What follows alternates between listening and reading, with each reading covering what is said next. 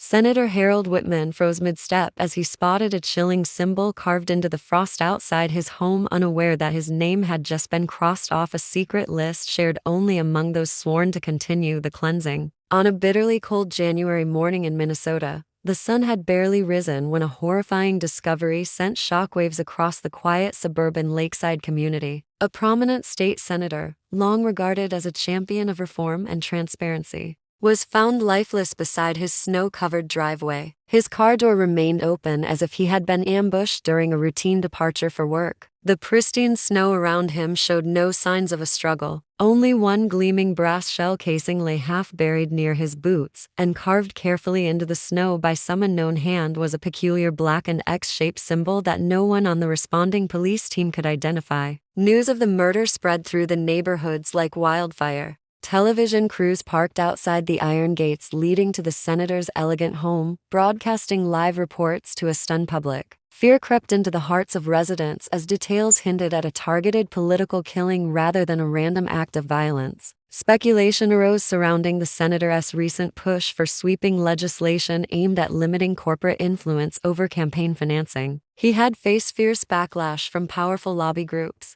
and many believed he was prepared to expose uncomfortable truths that threatened those in high places. Detectives combed through every inch of the crime scene. They photographed the symbol, collected the casing, and interviewed anyone who might have seen something unusual. Yet neighbors reported hearing nothing out of the ordinary, and the security cameras installed on nearby properties curiously offered no footage of the killer. One detective noticed that even the snow piled on the road beside the senator's home showed no tire tracks or footprints, almost as if the perpetrator had floated in and out without touching the ground. Such precision suggested meticulous planning and a possible familiarity with law enforcement tactics. Officials released only tightly controlled fragments of information to the press. Behind closed doors, however, the murder was already being described as an act of domestic extremism. Rumors began circulating among government staffers that more politicians could be in danger. Panic simmered beneath the surface of Minnesota's political arena. The senator's colleagues were somber expressions, yet none of them could ignore the growing possibility that one of their own might be next. The unsettling symbol left behind acted not just as a calling card but as a chilling promise that this opening shot marked only the beginning of something far darker still to come. 2 weeks after the first assassination, Minnesota remained trapped in a state of heightened alert. Still reeling from the shock, residents had just started regaining a sense of calm when another brutal incident reignited public terror. A second legislator, known for his outspoken support of reform policies, was discovered shot dead on a remote woodland jogging trail he frequented every morning. His body, clad in bright athletic gear, lay sprawled near an old birch tree. Once again, the peculiar black and X symbol was etched into the frozen earth close to his feet, accompanied by a single shell casing that matched the one found at the previous crime scene. Authorities quickly declared the murders connected and warned the public that a calculated political killer appeared to be operating. Without hesitation, investigators launched an intense review of voting records to uncover a possible pattern. Both victims had recently endorsed a controversial measure designed to limit lobbyist influence within the state government. The timing of their deaths seemed too precise to be coincidental. Fear spread like wildfire among legislators who had supported the same bill. Many abruptly canceled public appearances, surrounded themselves with private security, and avoided their usual routines.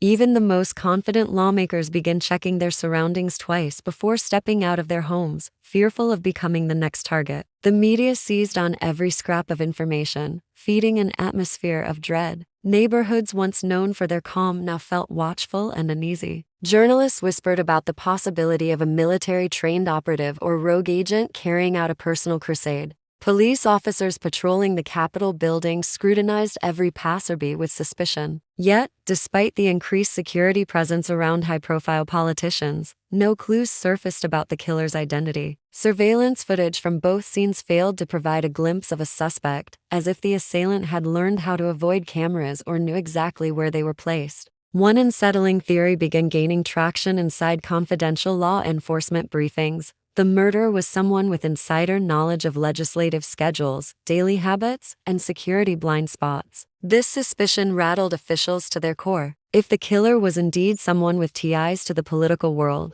the possibility of stopping future attacks seemed increasingly unlikely. Legislators grew divided in their responses. Some urged each other to stand firm against intimidation, while others quietly resigned, unwilling to risk their lives for public office. In hushed conversations, they asked themselves whether justice reform was worth dying for, as a silent hunter continued to stalk them from the shadows. By the time winter's icy grip began to loosen, fear had taken root in the heart of Minnesota's political world. Then came a disquieting discovery that transformed paranoia into full-blown panic. Behind an abandoned railway depot on the outskirts of Duluth, a weathered notebook was found partially buried beneath rubble by a local teenager exploring the ruins. The pages were water-stained, the cover torn, but the contents inside ignited immediate alarm within the investigative task force. Written in tight, deliberate handwriting was a list of state legislators' names scattered across multiple pages. And next to each name appeared the same black and X symbol that had been left at both murder scenes. Chillingly,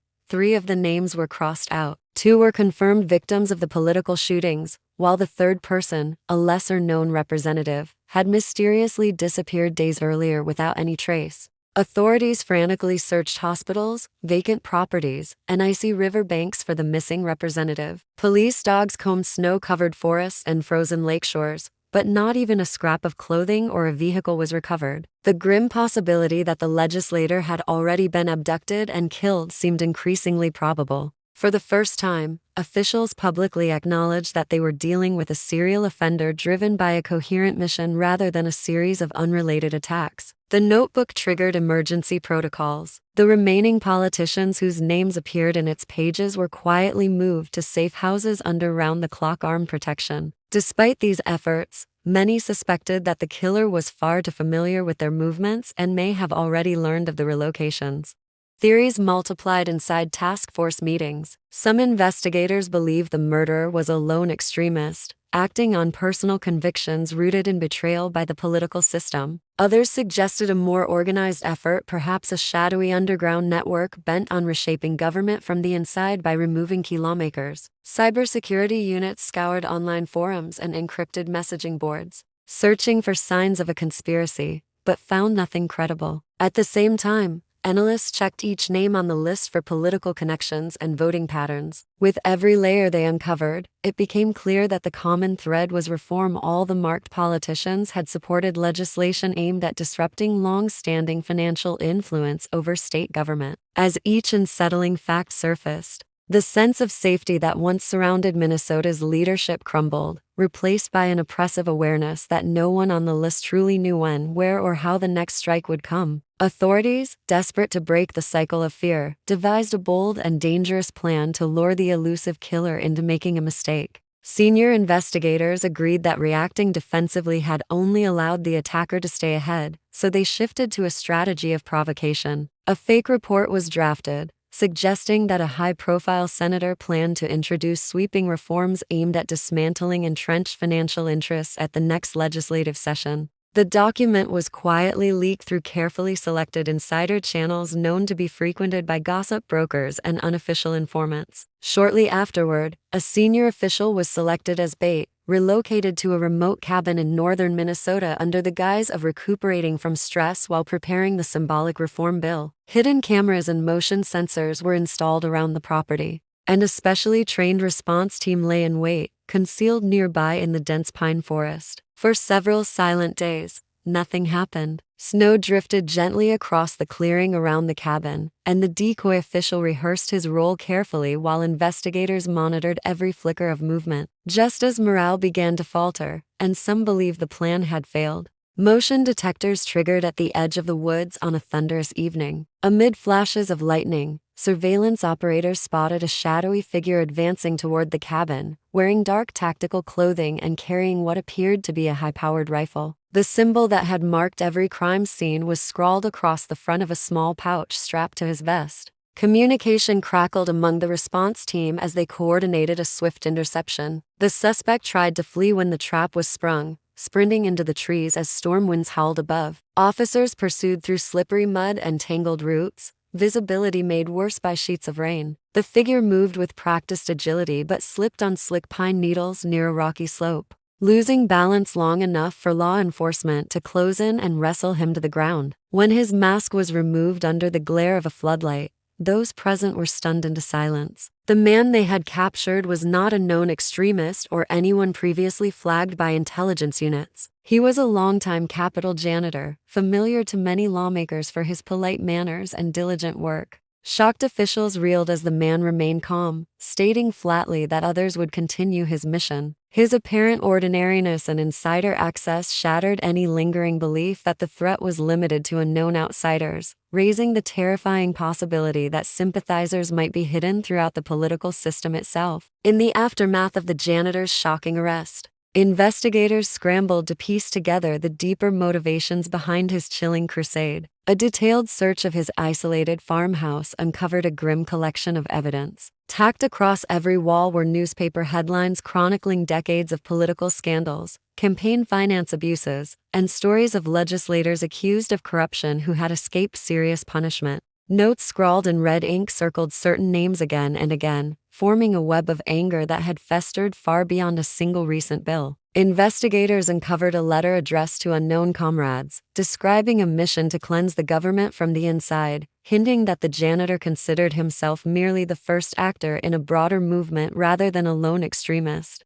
The confession he provided to authorities was disturbing not only for its content but for his unwavering conviction. He calmly explained that he had watched his own family lose everything to a development deal allegedly pushed through the legislature years earlier. While the politicians involved continued to prosper, his father's business collapsed, leading to hardship that never left him. Over time, his sense of injustice transformed into a belief that true reform required violent sacrifice. He had observed lawmakers up close for years, blending into the background as he cleaned offices and hallways, all while silently planning revenge. Detectives realized that his position had given him unparalleled access to overhear private conversations, monitor schedules, and survey security routines without ever drawing suspicion. Even with this devastating capture, a deeper fear remained unanswered. Shortly after the janitor's arrest, a sealed envelope arrived at a major local newspaper. Inside was a single sheet of paper bearing the familiar black and X symbol and a brand new list of names, all tied to state politicians currently championing transparency reforms. 5 of the names belonged to individuals not previously connected to the case. None were crossed out. Investigators confirmed it was postmarked after the janitor had already been detained, suggesting someone else had access to the symbol and mission, or that he had recruited allies before ever acting. The public learned of the letter's contents when it was leaked to journalists, igniting widespread panic.